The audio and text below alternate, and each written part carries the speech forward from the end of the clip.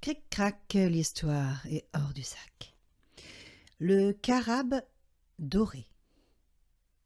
Vous connaissez certainement le carabe doré, ce magnifique insecte dont les élytres accrochent les rayons du soleil, ce qui fait qu'il glisse dans le sable comme un éclair d'or et de feu.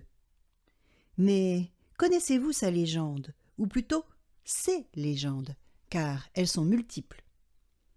Il n'était jadis ni plus beau ni plus laid qu'un autre scarabée de son espèce.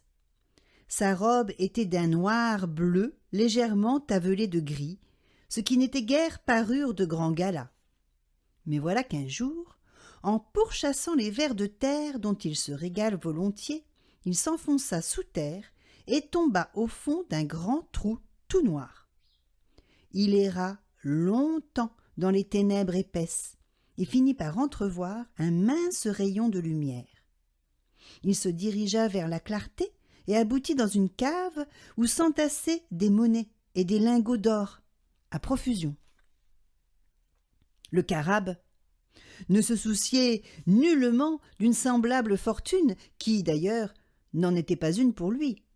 Il ne savait pas non plus qu'il se trouvait dans la cave au trésor d'un des princes du pays, car il ne connaissait aucune différence entre un prince et un paysan en sabots. Il ne voulait que revenir à l'air, regagner sa demeure entre deux racines de tussillage et jouir d'un bon soleil.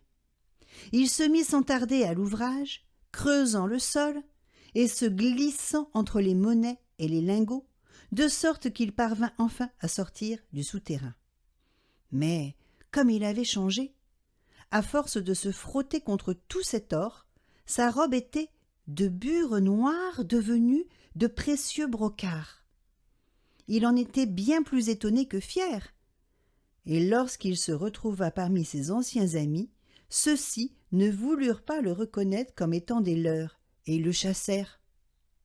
C'est depuis que le carabe doré, tout en étant grand et beau seigneur, est devenu un solitaire.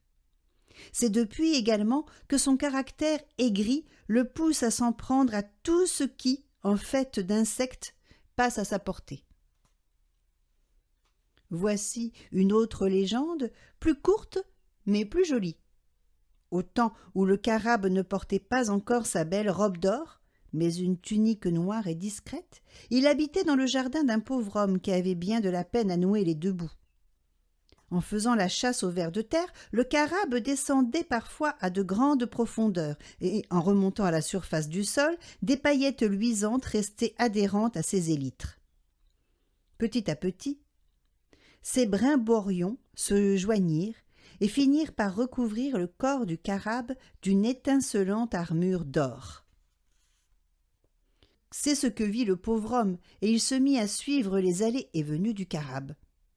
Cela l'incita à creuser le sol à l'endroit où l'insecte disparaissait sous terre et lui permit de découvrir une riche mine d'or qui mit pour toujours fin à sa misère.